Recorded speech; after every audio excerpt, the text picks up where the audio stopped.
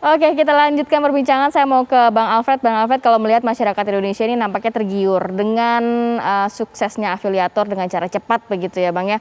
Padahal edukasi atau literasi yang dimiliki masyarakat masih belum banyak. Bagaimana membedakan? Ini investasi benar-benar, ini judi, ini investasi bodong. Itu seperti apa yang mungkin simpelnya dapat dicerna masyarakat? Ya memang kalau untuk mencernanya memang saya suka dengan campaign yang dilakukan oleh Satgas Waspada Investasi ya, bicara masalah 2L, yaitu legal dan logis. Jadi sebenarnya itu sudah cukup kuat untuk melihat mana yang investasi, mana yang trading, mana yang online. Cuma masalahnya sekarang adalah tadi edukasi yang diberikan selama ini kalah cepat dan kalah banyak dengan cara tadi promosi yang dilakukan oleh afiliator atau influencer, bagaimana cara mereka mengimpresif, bagaimana mereka secara tidak langsung juga difasilitasi oleh acara-acara reality show yang tadi yang membuat masyarakat meskipun tahu itu ilegal.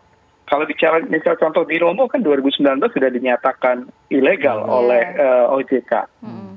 Jadi memang sebenarnya cukup mudah, cuma memang kembali lagi faktor yang harus dibatasin tadi adalah impresif mereka, mencoba mengimpresif masyarakat melalui media sosial ini yang membuat tadi masyarakat meskipun tahu itu sepertinya ragu, tapi mereka merasa diyakinkan lagi. Mindset masyarakat kita juga masih cukup kuat bicara masalah pengen kaya, pengen sejahtera secara instan. Dan mungkin Bang, kalau misalnya masyarakat yang udah nyoba nih, biasanya nyobanya menang terus tuh Bang.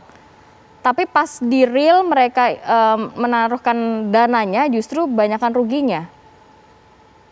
Ya, karena tadi bahwa memang media yang dipakai yaitu tadi pergerakan aset itu kan bisa dibilang dummy-nya. Jadi mirroring dan potensi untuk tadi diatur juga cukup besar apalagi dengan teknologi sekarang. Dan ketika itu tidak terregulasi ya tidak ada pengawasan di sana.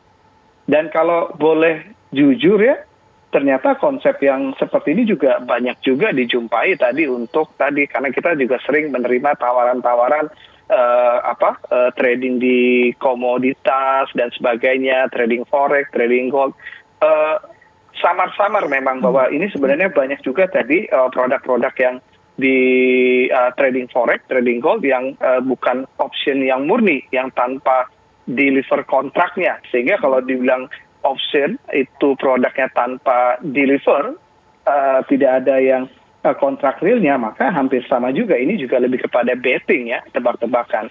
Jadi sebenarnya ini mungkin masyarakat melihat ketika ini sudah cukup masif, seolah-olah itu melegitimasi bahwa itu sesuatu yang fine-fine saja ada di mereka, padahal itu kategorinya ilegal. Oke, saya ke Bu Ganasih. Bu Ganasih, saya membaca berita nih ya, saldo rekening Doni Salmanan capai ratusan miliar.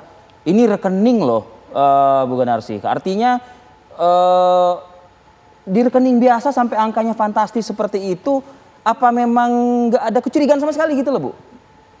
Itu, ya itu saya juga akan poin kepada hal itu untuk terutama Pak Handoko, karena ada hal sebetulnya ada perangkat yang sudah disiapkan oleh negara melalui undang-undang yang bisa meminimalisir korban. Itu adalah bahwa harus ada kepatuhan pelaporan dari orang-orang melakukan transaksi kalau itu TPPU. Apa dasarnya adalah suspicious transaction, transaksi yang mencurigakan. Nah ini yang saya dengar dari PPATK ada 122 rekening yang melakukan transaksi berkaitan dengan pembelian itu. Apakah dealer mobilnya lapor? Tidak kepada PPATK. Aturannya adalah setiap transaksi dengan lembaga-lembaga yang menyediakan barang dan jasa di atas 500 juta, apakah itu dari hasil kejahatan ataupun tidak harus dilaporkan. Nah ini tidak ternyata. Bank-bank yang melihat ada rekening nasabah yang ada yang saya dengar, kita ini belum ini kan karena masih penyelidikan, kemudian sekarang sudah penyidikan. Nanti kalau biasanya saya menjadi ahli, saya baru lihat.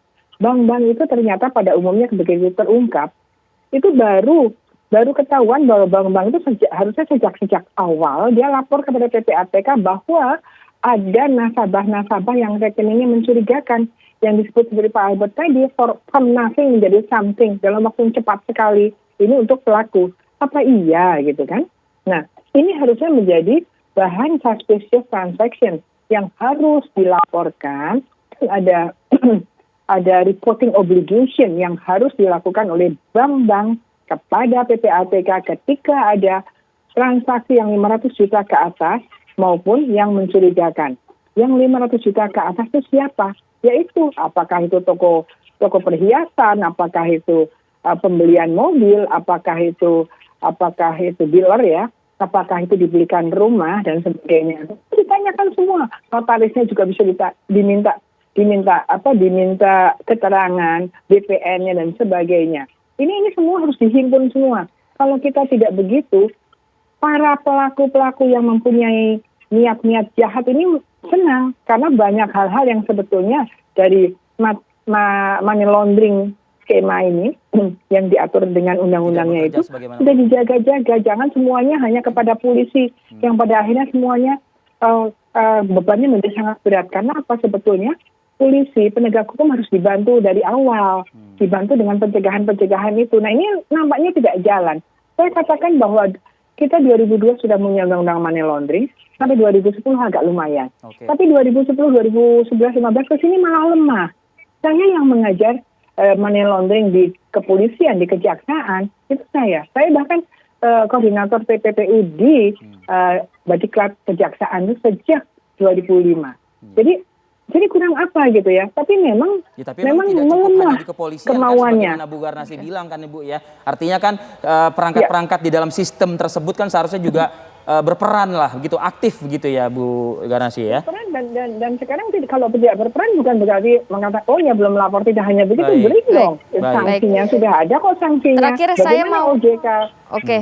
Saya mau terakhir ke Pak Kabak Penum, Pak. Kalau melihat ini kelanjutannya seperti apa? Apakah juga memang aset-aset yang mungkin ke calon istri, ke keluarga, semua juga akan disita atau seperti apa? Ya tentunya semua yang berkaitan dengan TPPU yang dilakukan oleh kedua tersangka tersebut pasti akan ditelusuri terus dan didalami terus. Jadi tidak hanya di sebatas yang punya daripada kedua tersangka, dan kita pasti koordinasi terus dengan PPATK. Dan menelusuri dana tersebut. Untuk binary option broker-broker lainnya kan masih ada Pak. Nantinya akan ditindaklanjuti. Ada yang sudah namanya tersebar tuh Pak. Nama-namanya sudah banyak tersebar di media. Ya tentunya itu akan menjadi hasil pendalaman dan pengembangan, pasti akan dilakukan penyelidikan oleh teman-teman penyidik di Baris. Baik, terima kasih waktunya Kabak Penum Divhumas Polri, Komisaris Besar Polisi Gatot Revi Handoko, Bu Yenti Garnasi, juga Bang Alfred Nainggolan atas waktunya bersama kami pagi ini di Apa Kabar Indonesia Pagi. Sehat selalu untuk semuanya. Terima kasih, sama-sama. Terima kasih. Saya kalau kayak gini pengen nyanyi judi gitu. Saya tengoknya aja. Ternyata bukan investasi ya, ini judi gitu ya. Oke, kita jeda dulu sebentar ya. Kami akan hadir lagi usai jeda pariwara berikut.